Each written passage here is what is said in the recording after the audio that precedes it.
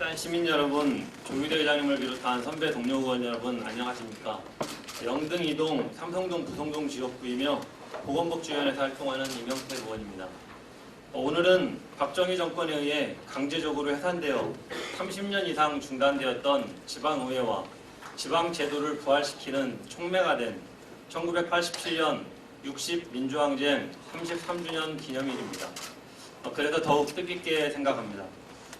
본 의원은 지방도시를 발전시켜야 할 지방의원으로서 속절없이 빠져나가는 익산시의 인구 유출에 책임감을 통감하며 시민들이 살기 좋은 지속가능한 익산을 만들기 위해 오직 시민만을 바라보며 기본에 충실한 익산시의회가 될 수 있도록 선배 동료 의원님들과 함께 노력하겠다는 다짐을 해봅니다. 익산시의회는 지난 5월 20일부터 23일 동안 2019년에 익산시 행정사무감사를 실시하였습니다. 바이러스 하나가 짧은 시간에 삶의 모습을 참 많이 바꿔놓았습니다. 마스크와 손소독제가 필수인 삶, 서로 거리를 두어야 하는 세상, 행정의 방향도 공직자의 생활도 많이 달라질 것 같습니다. 코로나19 상황 속에서도 행정사무감사를 위해 밤낮으로 수고해 주신 의원님들과 시장님을 비롯한 공무원분들의 노고에 감사드립니다. 오늘 익산시장에게 시정현안 및 주요 정책에 대해 질의하고 답변을 직접 듣는 시간을 가짐으로써 시민들의 알 권리를 보장하고 시정의 발전 방향에 대해 토론하는 시정질문을 진행하고 있습니다. 본 의원은 오늘 제게 주어진 40분 동안 익산시 공공폐기물 처리 정책 가운데 음식물 쓰레기 처리업체, 쓰레기 소각장 유탁업체의 원가 산정 및 비용 집행 문제점, 이 업체들과의 계약서 작성 변경 문제점에 대하여 그리고 정부 합동감사와 전라북도 감사 등 행정사무감사 자료 상급기관 감사 시 지적사항 및 조치 결과 누락의 문제점과 재발방지 대책에 대하여 또 익산시 친수공간 조성에 대하여 시장께 묻고 답을 구하고자 합니다. 첫 번째로 익산시 공공폐기물 처리 정책에 대하여 이야기를 좀 드려보겠습니다. 익산시는 일반 쓰레기, 음식물 쓰레기, 재활용품 등 시민들이 배출하는 폐기물 처리를 위해 매년 315억 원 정도의 예산을 6곳의 폐기물 수집, 처리, 대행 유탁업체에 지급하고 있습니다. 그리고 이 업체들과 평균 2, 3년마다 재계약 절차 등을 진행합니다. 본 의원은 6개 업체 가운데 음식물 쓰레기 처리업체, 쓰레기 소각장 운영업체의 원가 산정 및 비용 집행 문제점에 대해 질문을 드리고자 합니다. 315억 원 정도의 예산을 분석을 해보면서 가장 크게 느꼈고 좀 문제라고 봤던 건 제가 행정사무감사를 통해서도 말씀을 드렸던 내용인데요. 6개 업체 중에 5개 업체의 노동자들의 평균 임금이 5,250만 원인데 비해서 쓰레기 소각장 노동자들의 평균 임금이 3,590만 원. 심지어는 최저임금을 지급하지 않아서 법적 지금 불법 사항으로 검찰에 벌금형까지 처벌을 받은 그런 사례가 발생을 했습니다.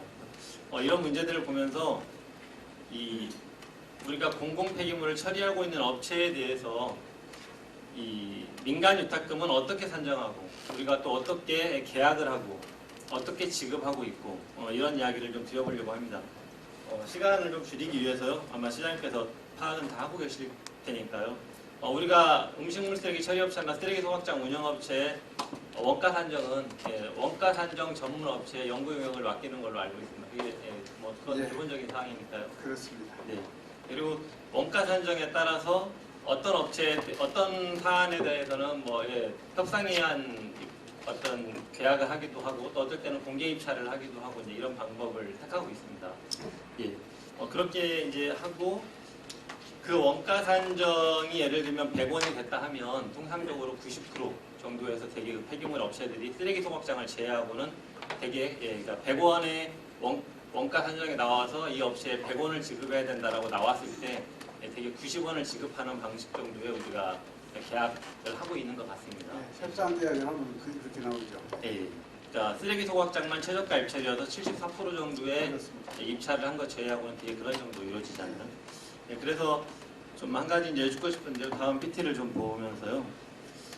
제가 이제 보면서 이 음식물 쓰레기 처리 업체 이게 비용 지급을 우리가 하게 되는데 저 말씀드리기 전에 우리가 비용 지급을 하고 나면 연 30억 원 정도에서 35억 원 정도 사이를 음식물 쓰레기 처리 업체 민간 위탁금으로 우리가 지급을 하는데요. 이것에 대해서 정산을 어떻게 하나요? 그러니까 사후 정산을 받나요?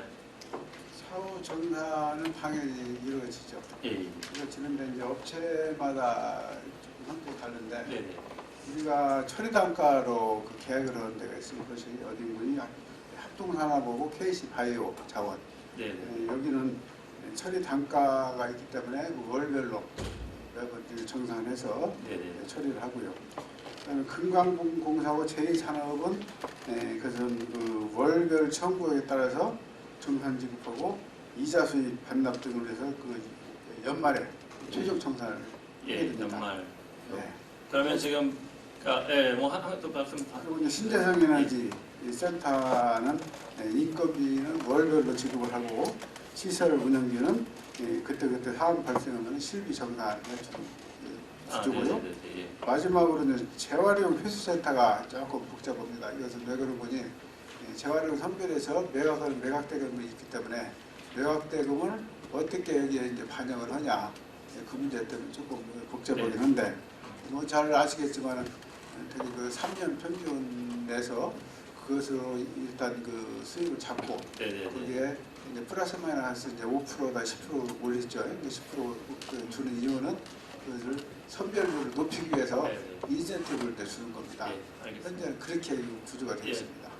공공 폐기물 업체 6군데에 대해서 대략 말씀을 주셨고요. 오늘 제가 그 6개 중에서 저는 집중적으로 음식물 쓰레기 처리 업체와 쓰레기 소각장에 관련해서 좀 말씀을 드려보도록 하겠습니다. 그러면 지금 답을 주시기로는 음식물 쓰레기 처리라는 KC 바이오 자원은 매월 정산을 하신다고 했어요. 그래서 지금 저 표가 어떤 표냐면 제가 이 민간 유탁금에 좀 문제가 있다라고 하는 여러 좀 의견도 있었고 그래서 실제로 지난 10년간의 음식물 쓰레기 처리 업체 민간 유탁금에 대한 분석을 좀 해봤습니다. 그런데 행정으로부터 제출받은 자료를 보니까 우리가 이 민간 유탁금을 여러 이제 항목이 있잖아요. 항목은 바로 다음에 말씀드릴 텐데 그 여러 항목 중에 재료비, 음식물 쓰레기는 우리가 쓰레기를 배출하면 탈수를 해서 물을 짜내서 은폐수는 공공화수 처리장으로 보내고 남은 그 찌꺼기를 톱밥과 함께 섞어서 퇴비로 만드는 방식을 현재 취하고 있습니다. 포기성 퇴비화 시설이라고 하는데 근데 그래서 퇴비로 만들기 위해서 재료비, 그러니까 톱밥비를 우리가 원가 산정을 해서 드리고 있거든요. 그런데 제가 보니까 2012년부터 2015년까지는 매년 톱밥비가 1억 7,880만 원 정도가 제공이 됐습니다. 그런데 2016년 7월에 재계약을 할 때 4억 2,757만 원씩을 책정을 했어요. 그런데 그렇게 해서 2016년에서 18년까지 3년 계약이 끝나고 이제 2019년에 다시 계약을 합니다. 다시 계약을 할 때 2017년도와 18년도에 이 업체가 톱밥비를 얼마나 사용했는지 세금계산서를 받아보고 실적으로 확인해 보니 실제 연 4,500만 원 정도만 사용을 하고 있어서 2019년부터는 4,495만 원만 드리고 있거든요.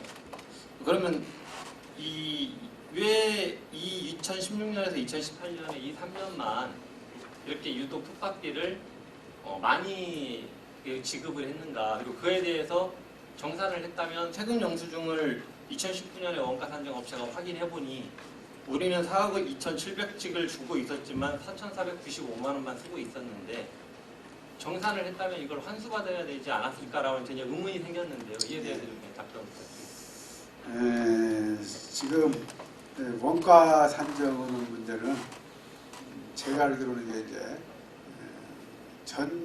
전체가 서로 연결되어 있거든요.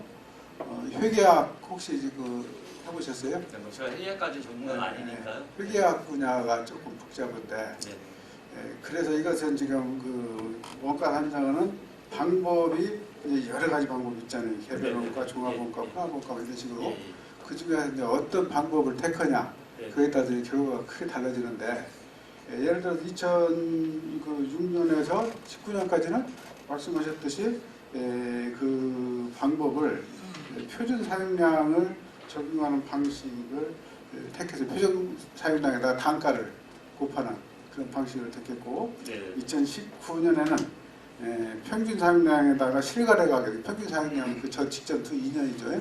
네. 실거래 가격을 하는 걸로 해서 이렇게 달라졌는데, 근데 이거 하나만 떼놓고 보면은 굉장히 불합리한 것 같아요. 불합리한 것 같은데, 전체 그 원가 산정을 한 거 전체를 보면은 저희가 전년도보다 높아지지가 않았죠. 오히려 조금 떨어졌죠. 그리고 우리 익산시가 동종 규모의 그 쓰레기 처리장 중에서 처리 단가가 가장 낮다는 것을 이미 파악을 하셨죠. 네, 그건 제가 차근차근 말씀드릴게요. 네. 그래서 그렇게 되고 있기 때문에 이거 하나만 놓고는 뭐 저도 회계학을 깊이 연구원 안에서 왜 그랬는지 모르겠지만은 네. 종합적으로 나온 원가를 보면은 그것은 제대로 나왔다. 네. 한 번도 그 원가가 부당하게 높게 제대로 나왔다. 적이 그리고 없었다. 그러면 이거 한번 설명을 해주시죠, 시장님.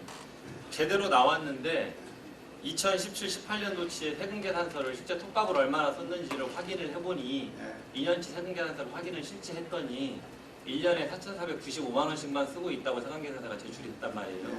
그럼 2019년도에 우리는 이 업체가 지금 연 3억 한 5천 이상씩을 더 받아갔구나라고 하는 거 파악을 했단 말이죠. 네. 그리고 아까 매월 정산하신댔잖아요. 네. 톱밥을 매월 쓴단 말입니다. 매월 쓰는데 네. 매월 이 정도의 돈을 쓰고 있지 않은데 정산을 제가 어떻게 했는지 말씀을 드리죠. 이렇게 네. 부분별로 이렇게 떨어보면 이렇게 그 납득이 안 되는 부분이 있는데 전체는 회계는 전체를 물려서 돌아가는 것이니까 전체 그 결과 나온 거 보면은 절대 불합리하게 나오지가 않았다. 이것은 이제 지극히 전문적이고 그 실무적인 것이기 때문에 네. 제가 거기까지 설명을 못 한다마는 알겠습니다. 결과론적으로 크게 잘못된 것은 없다. 네, 잘못된 게 없다. 예, 예. 네, 그리고 저는 일단 매월 정산을 한다고 했는데 한 3억 5천만 원 정도의 차이가 나는 이 비용이 확인되지 않았다는 게 일단 의문스럽고요. 예. 제가 뭐 회계학까지 이야기하시는데 회계를 전혀 전공하지 않은 수학을 별로 잘하지 그렇죠. 못하는 본 의원이 그냥 봐도 상식으로 알 보면 수 있는 그렇죠. 상식적인 자료를 제가 설명을 이게 드려볼게요. 의원님 말씀대로 한다면은 단가가 3억 5천이 올라가 있어야 돼요, 전체에서. 네네. 네? 그러니까 설명 잠깐 드려볼게요. 예, 예. 이 질문까지 들어보시고 예, 예. 시장님께 답을 다시 주시죠. 다음 PT. 음식물 쓰레기 처리 업체 원가 산정한 쪽에 이제 원가 산정 업체가 원가 산정한 내용입니다. 예, 모든 것이 지금 이제 재료비, 농무비, 경비, 이제 재료비를 제외한 농무비, 경비는 다 2014년, 15년도의 실적을 가지고 2016년 원가 산정을 했고요. 그리고 2019년에 원가 산정을 할 때는 2017년, 2018년 2년의 실적을 가지고 실제 사용한 실적을 가지고 원가 산정을 했습니다. 다음 PT. 마찬가지입니다. 경비, 감가상각비, 수리수선비, 감가상각비는 시설 투자에 들어간 돈입니다. 수리수선비, 시험검사비, 보험료, 복리후생비 다 마찬가지로 모든 항목은 다 2014년, 15년의 실적을 가지고 2016년 원가 산정을 했고 2017년, 18년 2년의 실적을 가지고 그 업체가 쓴 그대로를 확인해서 2019년 원가 산정을 했습니다. 다음 PT. 마찬가지입니다. 폐기물 처리비, 기타 경비, 일반 관리비, 이윤. 마찬가지로 폐기물 처리비, 기타 경비도 똑같이 전년도 실적을 그대로 100% 확인해서 원가 산정을 했습니다. 다음 PT. 그런데 2016년에 유독 이 재료비에 대해서만 그 전에 아까 말씀하신 대로 2010년부터 이 업체가 운영을 했으니까 2010년부터 2015년까지 5년 동안 줄곧 표준 사용량 곱하기 단가를 해서 연 1억 7,800만 원 정도의 톱밥비를 줬단 말이에요. 그런데 2016년에 왜 이 원가 산정 업체가 이상한 산식을 뒀어요. 그러니까 150톤 규모의 음식물 쓰레기 처리 업체인데 이런 업체가 평균적으로 톱밥을 자기들이 처리하는 쓰레기 양의 5에서 10%를 톱밥으로 쓰더라. 근데 우리 익산시를 보니까 지난 10년의 평균이 연 185톤 정도 톱밥이 들어오더라.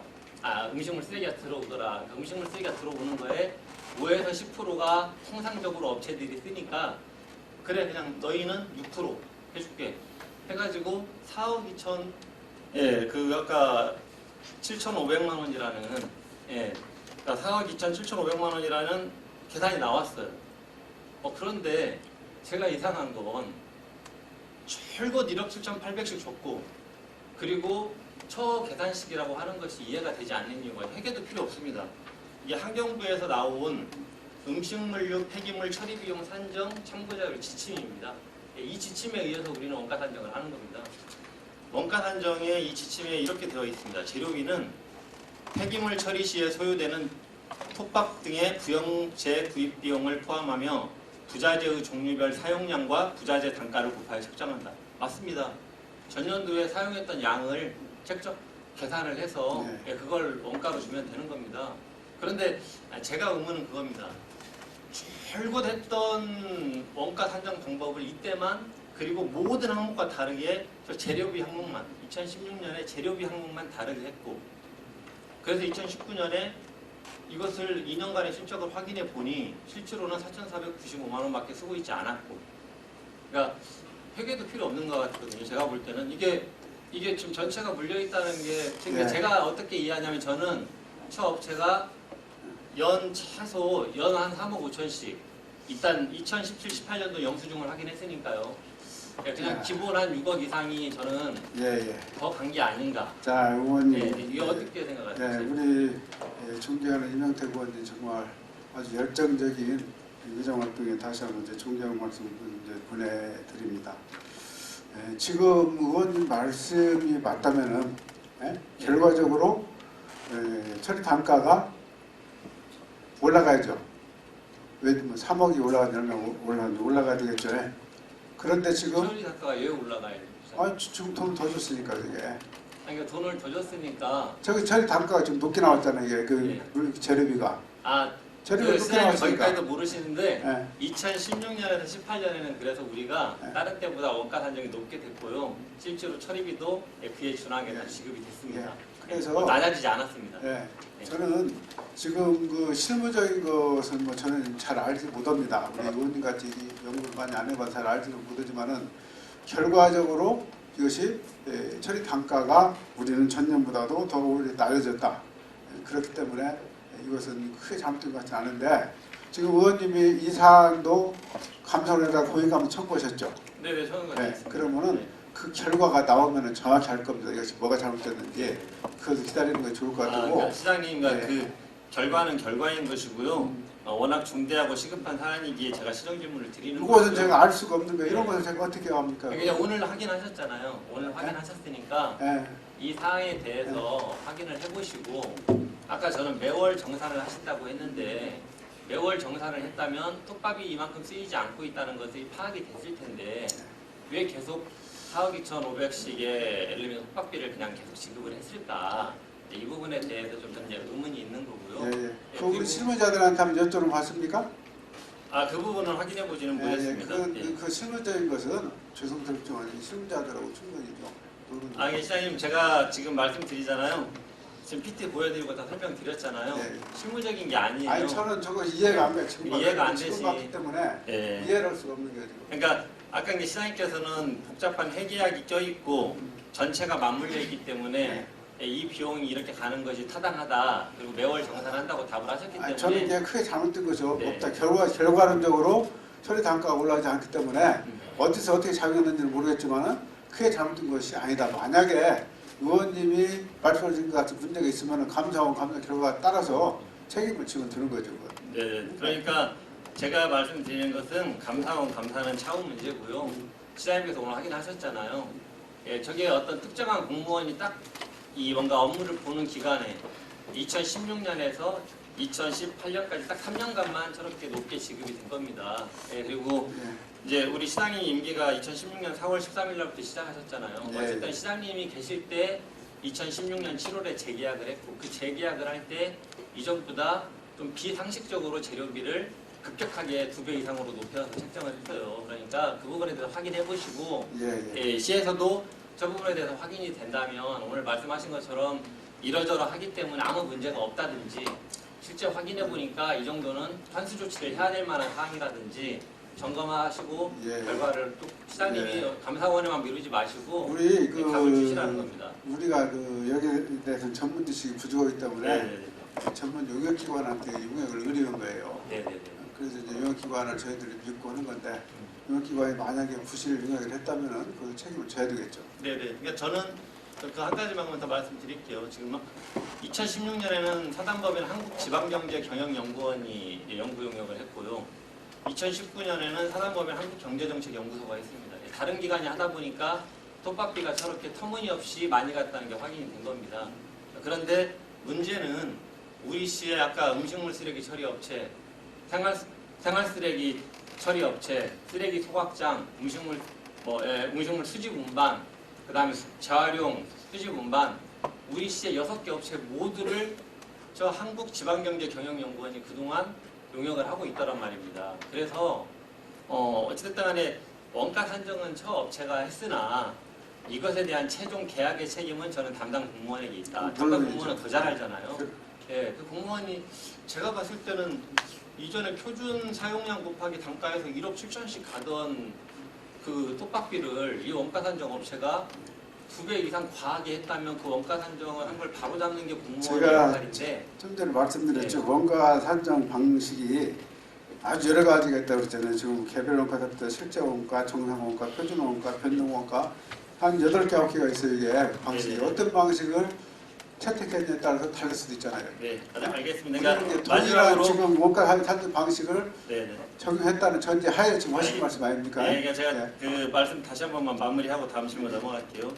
말씀드린 대로 환경부의 음식물류 폐기물 처리 비용 산정 참고 자료 그리고 전국의 음식물 쓰레기 협회들, 음식물 쓰레기 자원화 협회에서 딱 지침으로 이렇게 단가를 산정하라고 표준안이 나와 있습니다. 다 이렇게 합니다. 예, 그러니까 맞습니다. 네, 그에 따라서 한 거예요, 전부 다 이것도. 확인해 보시고 하루에 저 부분에 대해서 명확한 입장 표명을 좀 부탁드리겠습니다. 예, 그리고 다음으로 성급금 지급의 문제에 대해서 좀 여쭙겠습니다. 음식물 쓰레기 처리 업체는 아까 말씀하신 것처럼 매월 음식물 쓰레기 처리하고 그 매월 처리한 양을 다음 달 초에 보고하면 그 양에 대해서 우리가 이제 비용을 상정하는 방식이잖아요. 그런데 이 업체는 그러면 성급금을 지급할 수 있는 업체에 해당하나요? 선급금을 네. 우리 의원님한테 우리가 좀 설명이 부족했던 것 같은데 네. 정부에서 이제 권장하는 겁니다. 그래서 80%까지 선급금을 줘라.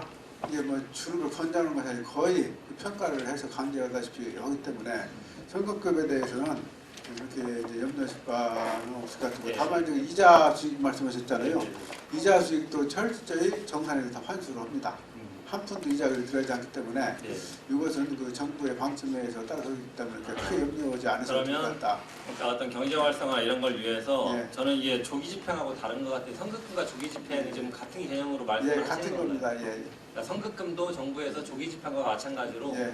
성급금에 해당하는 업체이건 아니건 적극적으로 이것을 추진해라 이렇게 뭔가 방침을 글쎄 발표했다는 거예요. 선급금을 줄 수 없는 단체 성격될 수도 있겠죠. 그런데 하여튼 민간 위탁 업체들은 80%까지 가능하다고 정부에서 네. 지침이 내려와 있다. 그러면 제가 파악하기로는 지방자치단체 입찰 및 계약 집행 기준 제6장 성금 대가 지급 요령 행정안전부 예규 제90호에 따라서 이 업체는 저는 성급금을 지급하는 게 부적절한 업체 같아요. 예, 그 조기 집행과는 다른 겁니다. 이 업체에도 조기 집행을 우리가 2015년 6월에 12억 5천 했던 바가 있습니다. 그런데 이것도 2014년에서 17년 딱 그 특정한 기간에만 어떤 그 특정한 담당자가 업무를 맡은 그 기간에만 매년 초에 5억, 10억 마음대로 줍니다. 성급금을. 그래서 41억을 몇 줬더라고요. 년도 얘기입니까? 2014년에서 17년까지만 성급금이 갔습니다. 4년도 예, 17년까지. 그러니까 그 이외에는 성급금을 간 적이 없습니다. 그리고 저는 제가 파악하기로는 혹시 제가 아까 정부에서 나온 그 권고 지침을 제가 미처 파악 못했거나 좀 미진하게 파악했을 수도 있는데 제가 파악한 상식에서는 이 업체는 성급금을 지급할 수 없는 업체 같아요. 그러니까 그 부분에 대해서도 네, 저희가 말씀하신 대로 확인이 좀 필요할 것 같네요. 그 네네네. 7년도까지 했는데 그 이후로 현금급 지급 안 했다면은 네네. 뭔가 좀 문제가 있을 것 같다는 생각이 듭니다. 그러니까 성급금이 41억이 가면 그 말씀드린 그 이자가 다 그 업체에 쌓이는 거잖아요. 우리 시에 쌓이는 것이 환수합니다, 이거 전부 다. 예, 환수합니까? 네, 전부 알겠습니다. 100% 환수합니다. 그러면 성급금을 드릴 때 채권 확보 같은 것을 우리가 다 했나요? 채권 확보는 본래는 해야 되는데 일일이 저희들이 채권 확보는 비용 때문에 그걸 여기 입건을 했다고 그러네요. 이거 입건을 했다고 하는데 우리가 41억 전체에 대해서 예. 지금 41억 정도 했나요? 41억 전체에 대해서 했다고 그러는데 예, 채권 확보는 예. 하셨고요. 그 알겠습니다. 채권 확보를 사실 우리가 그 조기 집행하면서 일일이 다 확보를 사실은 못합니다. 네네네. 근데 저는 조기 집행을 말씀드리는 건 아니고 현금금, 현금금을 우리가 주게 되면은 반드시 채권 확보를 해야 되고 그 관련한 규정들이 있잖아요. 그것들을 일단은 지키셨다고 하는 거고 가능한 범위에서 된 것 같다고 하시는데 일단 제가 특정 기간에만 현금금이 갔고 그 이후에는 전혀 지급되지 않았기 때문에 향후에 그런 부분도 좀 더 우리 재정의 운영에 좀 더 신경을 그 써주시면 부분을 확인을 해보겠습니다. 네.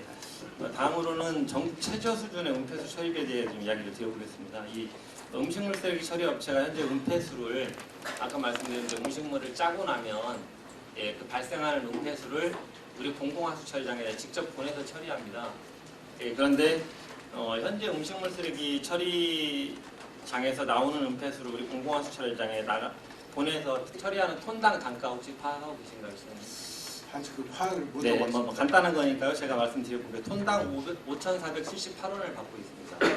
네, 그런데 2016년에 아까 그 원가 산정 보고서에서는 톤당 14,806원을 좀 받으면 될 것 같다고 이제 권고를 했어요. 그렇게 원가 산정을 했는데 굳이 우리 또 공공하수 처리장에서는 그보다 훨씬 낮춰서 5,478원을 받았거든요.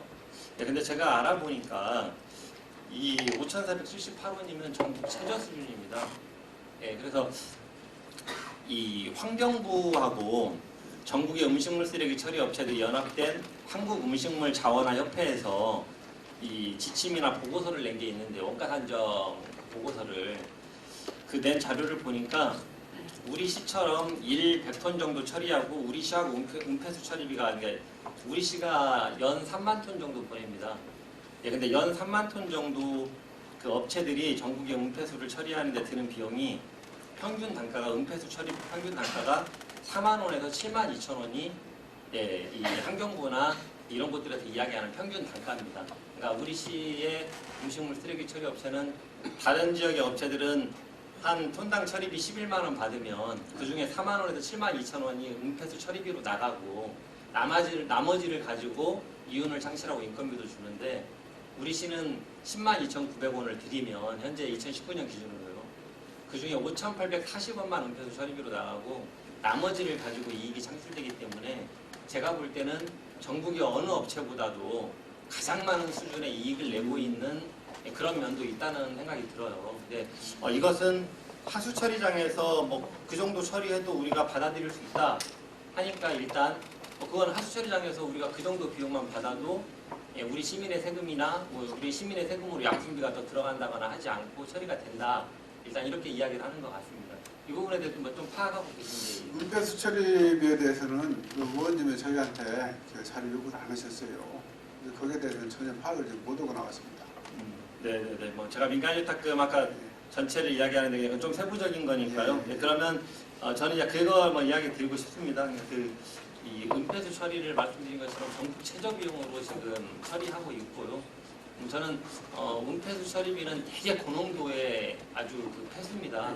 그렇기 때문에 그게 하수 처리장에 들어왔을 때 우리 시민의 세금으로 오히려 그 은폐수를 처리해주는 약품비라든가 어떤 우리 하수 처리장에 부하를 더 일으킨다거나 이런 문제가 저는 있지 않을까라고 하는 우려도 듭니다.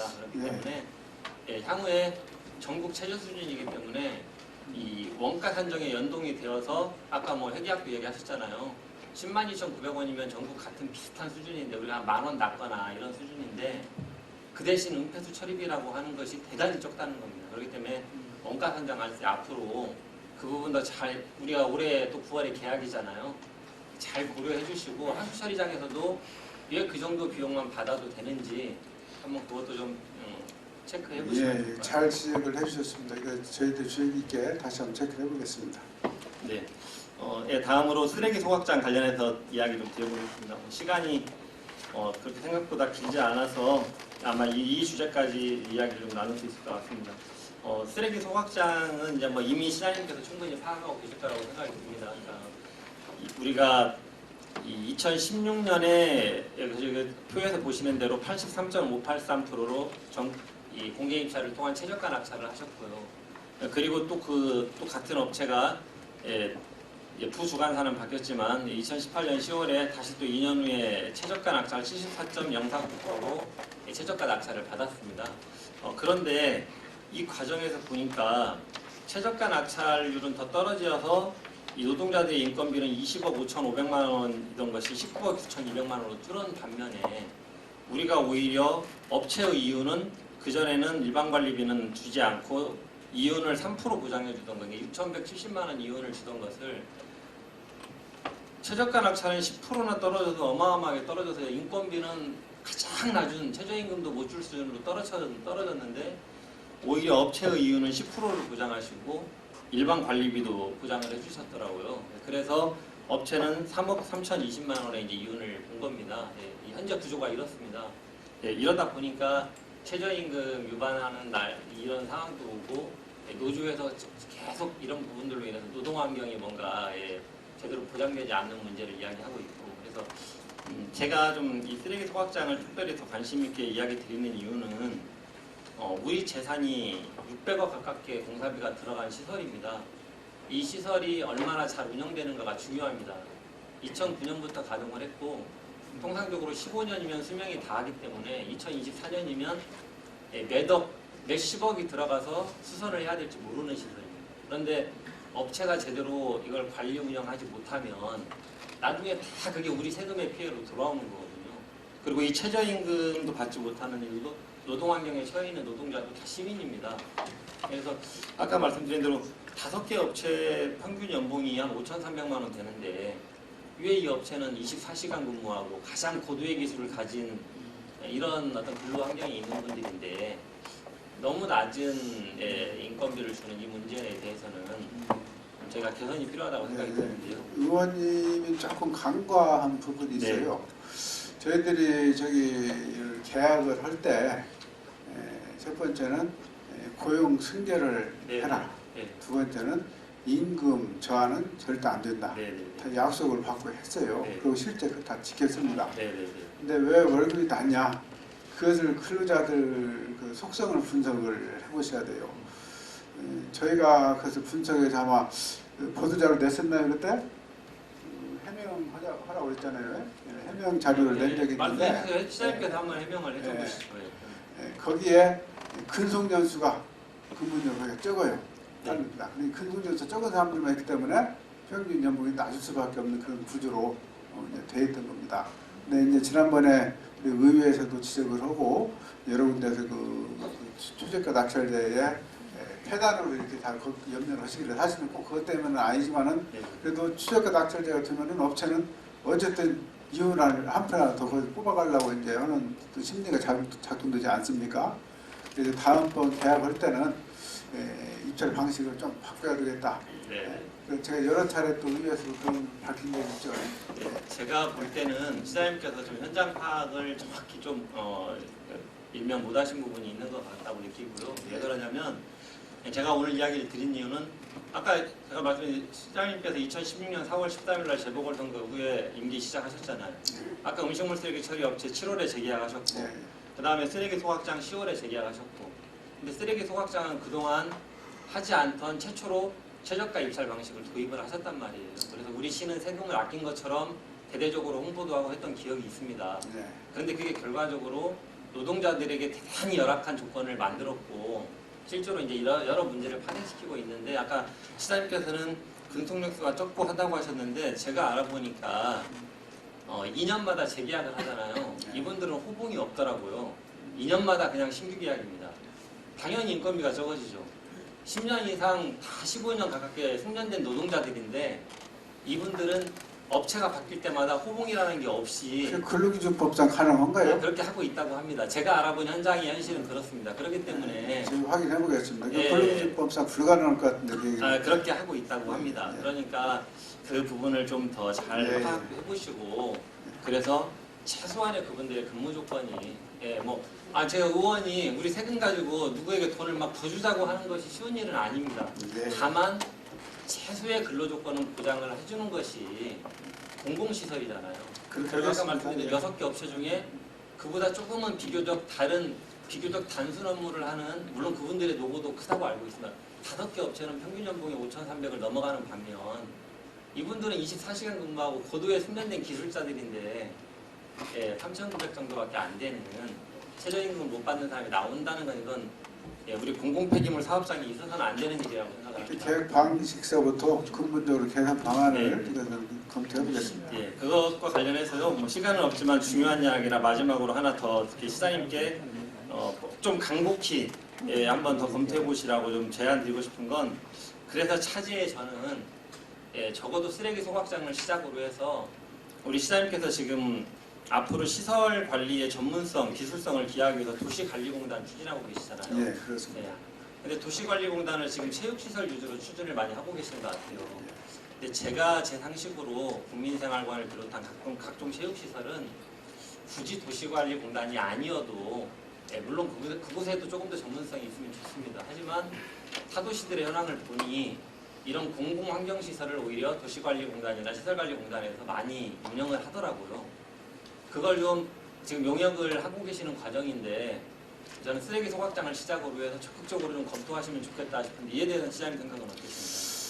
예, 사실은 저도 이제 그럴 생각으로 처음에 도시개발공사를 생각을 했었습니다. 너무나도 줄줄 새는 돈이 많다. 네. 위탁은 업무가 너무나 많고 돈이 많이 새고 해서 전문기관을 하려고 했는데 지금 현재 공기업법에 보면은 수지 비율이 50% 이상 되는 것만 돼 있어서 일단은 그것만 그러다 보니까 체육시설 위주로 됐는데 일단 공단이 설립되고 나면은 그때는 조금 재량이 있는 것 같습니다. 이제 그때 다시 검토해 보겠습니다. 예, 저는 그러니까 아까도 강곡히라는 표현을 썼는데요.